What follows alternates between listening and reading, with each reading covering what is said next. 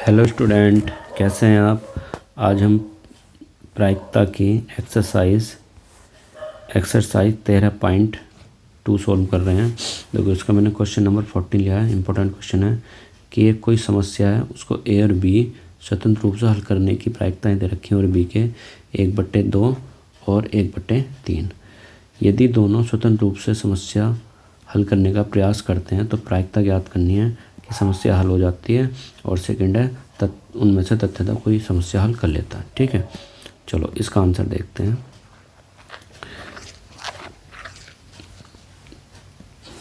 यहाँ पे देखो स्टूडेंट, ये ए के द्वारा समस्या हल करने की प्रायिकता दे रखी है 1/2, तो पी ए का मान दे रखा है 1/2।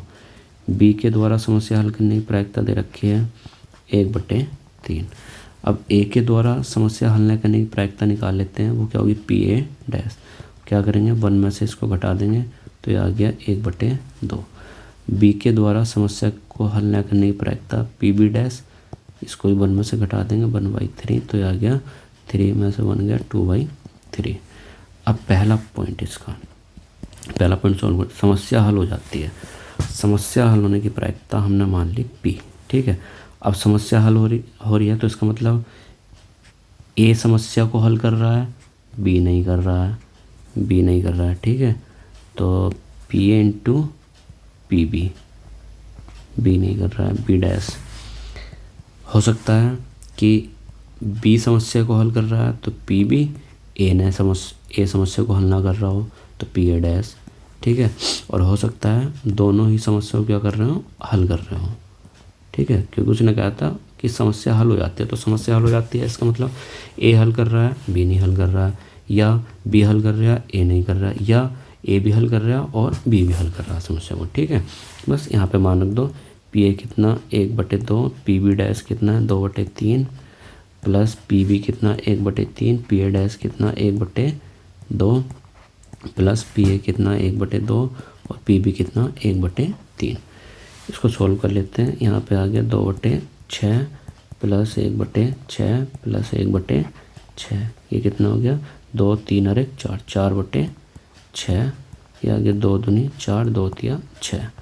ठीक है, पी, तो यहाँ पर समस्या जब हल हो जाती है तो उसकी प्रायिकता है 2/3।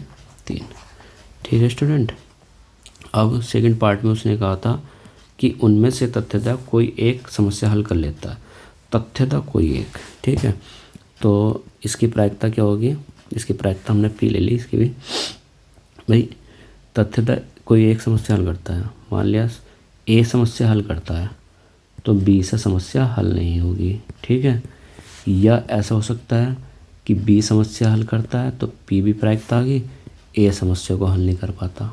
ठीक है, कोई एक समस्या को हल कर पाता। बस पी ए कितना था हमारा, ऊपर देखते हैं।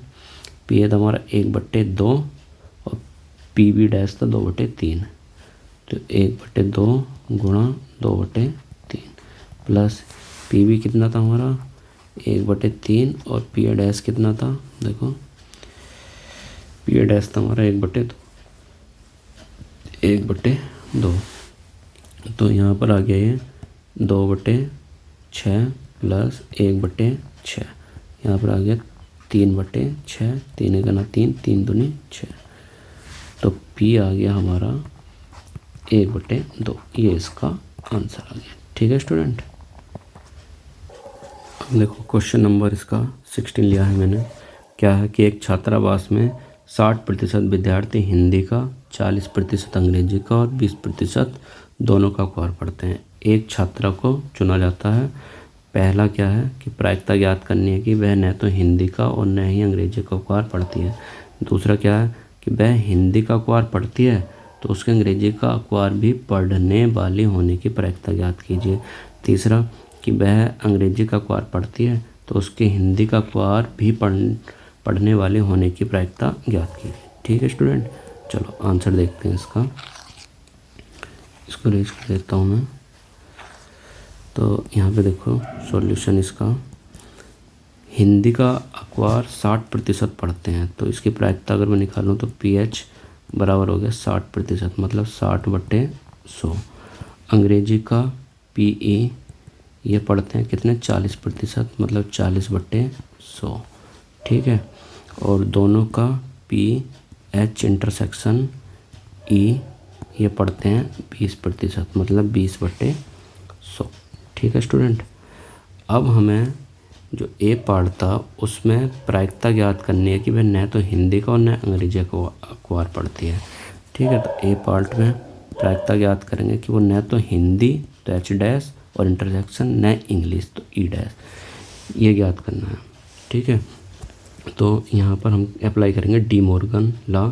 तो दोनों का डैश हटा दो, है ना। तो H जब दोनों का डैश हटाऊंगा और डैश हटा के लगा दो बाहर, तो ये इंटरसेक्शन यूनियन में बदल जाता है, ये डी मॉर्गन लॉ होता है हमारा, ठीक है।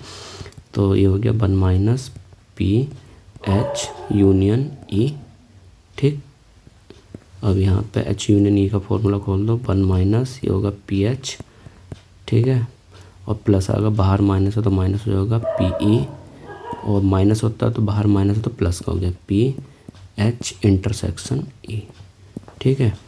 तो 1 - PH कितना 60% पढ़ लेते ना अखबार, तो 60/100, और ये 40/100, और ये था 20/100, ठीक है। यहाँ पर 1 - ये माइनस का 100 हो गया, प्लस के 20, तो माइनस के 80/100, है ना। 100 की इधर गुणा करूँगा तो ये आ जाएगा हमारा 20/100, ठीक है। तो 20×5 तो PH' इंटरसेक्शन E', ये आ गया हमारा। तो PH' इंटरसेक्शन E' बराबर आ गया 1/5, ये इसका आंसर आ गया। सेकंड पार्ट में उसने क्या कहा था, सेकंड पार्ट में उसने कहा था कि वह हिंदी का अखबार पढ़ती है ना, हिंदी का अखबार पढ़ती है, तो अंग्रेजी का अखबार पढ़ने की प्रायिकता ज्ञात करनी थी इसकी, ठीक है। तो बी पार्ट में देखो, इसका बी पार्ट में अंग्रेजी का अखबार पढ़ने की प्रायिकता ज्ञात करने की, हिंदी का पढ़ती है, ठीक है। तो यहाँ पर सहप्रतिबंध प्रायिकता का फॉर्मूला अप्लाई हो जाएगा, PE इंटरसेक्शन H बटे में PH, ठीक है। P इंटरसेक्शन H कितना था हमारा 20/100, और PH कितना था हमारा 60/100, 100 से 100 कैंसिल, 20 का ना 20, 20 दिया 60, तो ये आ गया PE/H इज इक्वल टू 1/3, ठीक है। थर्ड में क्या कह रहा हूँ, थर्ड में आ जाओ। अब अंग्रेजी का अखबार पढ़ती है तो हिंदी का अखबार पढ़ने की प्रायिकता ज्ञात करनी है उसके, ठीक है। तो सी पार्ट में अंग्रेजी का तो पढ़ती है तो हिंदी की ज्ञात करनी है, तो सहप्रतिबंध प्रायिकता अप्लाई हो जाएगी यहाँ भी, H/E बराबर हो गया PH इंटरसेक्शन E बटे में PE, ठीक है।